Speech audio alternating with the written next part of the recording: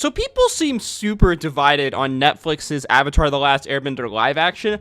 Some people say that it's trash, while others say that it's just alright, but personally, I think it's pretty good. Now, don't get me wrong, it's not perfect by any means, and this may be my Avatar superfan bias coming in, but I actually think the show is a lot better than what most people give it credit for. Hello everyone, I am Finn. Welcome back to Finn Films. Join me today as we discuss everything the Avatar live action got right.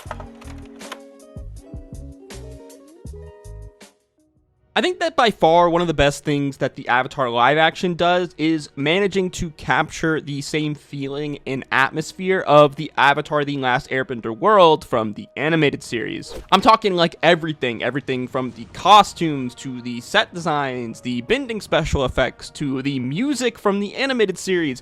All of it, the live action manages to execute pretty meticulously well.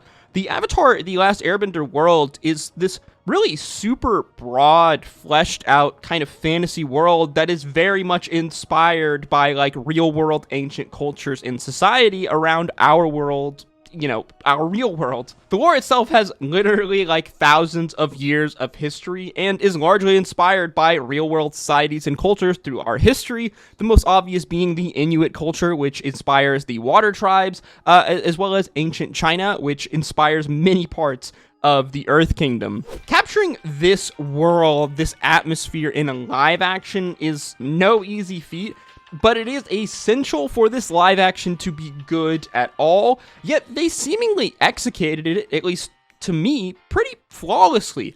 I mean, the Avatar live action feels like Avatar The Last Airbender.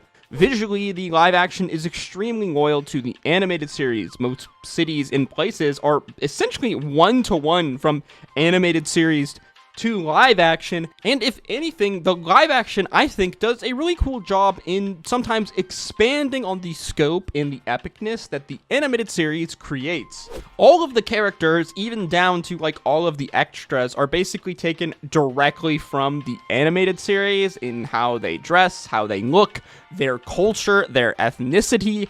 I know all of this sounds like pretty easy things to do, things that Netflix should get right and should always do for making this live action, and I agree with you. You would think that these things would just be a no-brainer, like for example the ethnicity of our actors, but I mean, just go and watch M. Night Shyamalan's Last Airbender movie if you want to see just how horrible an Avatar live action can be. One of the reasons why I love the Avatar world so much is just how fleshed out it is. Each of the four nations very much has its own culture, its own history, its own dress, its own way of life that's very distinct from one another. And I think that the live action does a really good job in bringing this to life in such an amazing, and dare I even say it, accurate way.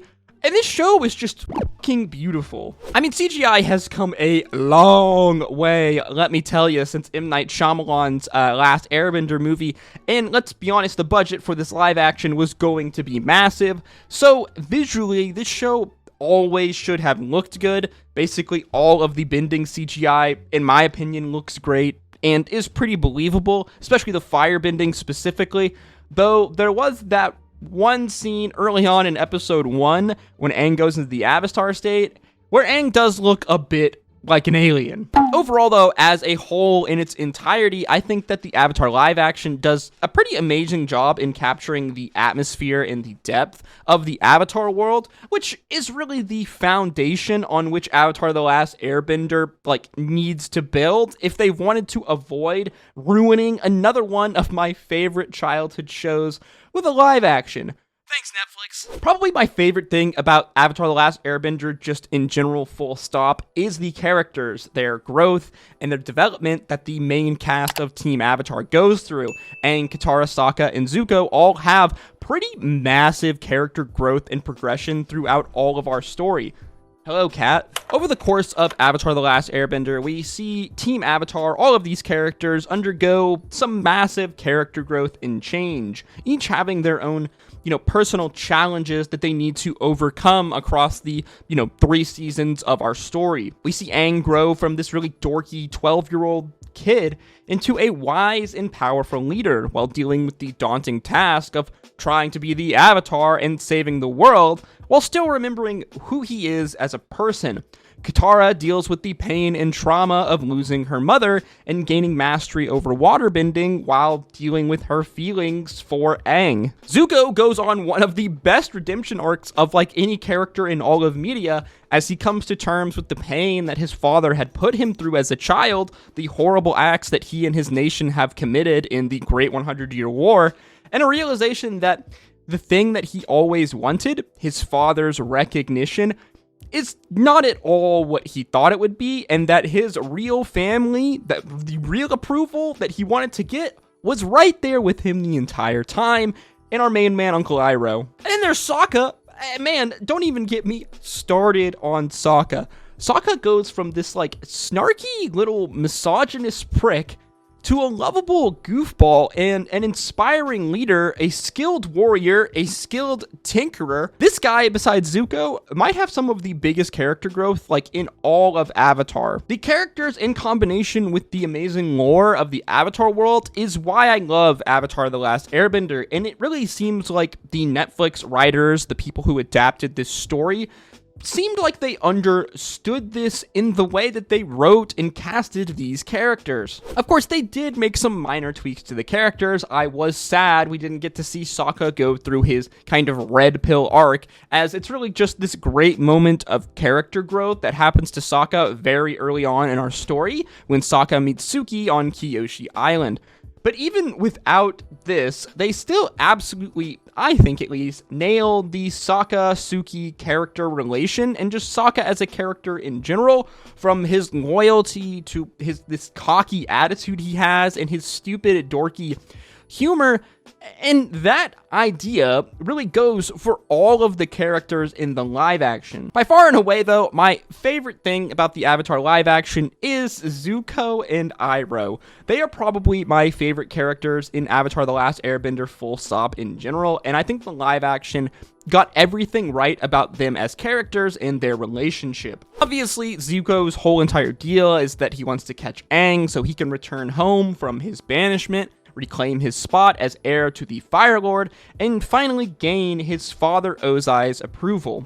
Iroh, meanwhile, is portrayed as this kind of harmless, jolly old uncle who looks to guide Zuko on his journey, but as the story progresses, it is revealed to us, the audience, that Uncle Iroh was once a bad man, but only after losing his son Lu Ten in the war, Iroh's spirit would be broken. In his grief, he would realize the error of his ways. In episode 4 of the live action, I believe it was episode 4, Iroh says to Aang that it is him who owes Zuko more than he could ever know. That's because in many ways, Zuko saved Iroh. He gave Iroh a reason to live again. Iroh becoming this loving, attentive father, this father figure that Zuko never had, but always wanted. Zuko replacing the hole in Iroh's heart where his son had once been, Zuko in many ways kind of becoming Iroh's son. Zuko, as well as a character, is this amalgamation of, like, contradictions. Early on in the Avatar series, Zuko is very obviously the antagonist. He is the bad guy. He's angry, he's loud, he's emotional, he's rash, he's violent, and he's trying to catch, our main character, the good guy in the story. So that kind of makes him the bad guy. However, simultaneously though, all of those things being true, Zuko is compassionate. He is loving, and he holds a really deep sense of honor and respect. And really, it was only through the actions of his father that he seemingly became this angry, violent person. That's why it is so satisfying to watch his character slowly be unraveled, as we see really just how complicated Zuko really is, and in many ways how justified he is in a lot of his actions. And I think the live action does a really good job in portraying this character. One of my favorite Zuko scenes comes in, I believe it's episode 7, when Iroh is telling Zuko's crew the story of how Zuko got his burn scars, how Zuko protested in the War Council to save a unit of soldiers. It being revealed in this scene that the soldiers that Zuko saved are the unit of soldiers that have been traveling with Zuko for the last 3 years in his banishment. I'm pretty sure that this context was added to the live action. I don't remember this in the animated series at all, and when I tried to look it up, I didn't see anything, so I feel like this context was added. But even so, I would say that this is a great addition to our story. Regardless if it's added or not, I really love this moment, and it really just shows how honorable of a person Zuko is, who he is truly at his core. As for the entirety of the show up until this point in the live action, Zuko has been cruel to his crew, but at the end of the day, he does deeply care about them as far as going, being banished literally to save their lives. Side tangent real quick, but another thing that I love about Avatar, especially the live action, is how they portray the mortal grayness of the world in ways that, are very similar to real life. At the beginning of our series, the Fire Nation are pretty much the de facto bad guys. They started the war, they killed off almost an entire race of benders, along with many other morally heinous actions. But over time, the show slowly gives us glimpses of humanity within the Fire Nation, within people who we just assumed are bad guys. This is juxtaposed with seeing characters that are supposed to be the good guys, the people fighting against the Fire Nation, commit their own morally heinous acts. I'm looking at you, Jet. Of course, though, this show isn't perfect. There's plenty of things you could nitpick about it. There's plenty of things that you might complain about it, especially if you are a hardcore Avatar fan. And I think that a lot of these criticisms are pretty fair. However, that being said, I personally really enjoyed this show. I personally really enjoyed the live action Avatar. That could just be nostalgia talking, though. I've watched a lot of live actions in my life. Most of them are pretty mid, and at worst, they absolutely butcher the original source material. Personally, though, I think the Avatar live action is a very good live adaptation. It's loyal to the original story in all of the ways that I would say really matter.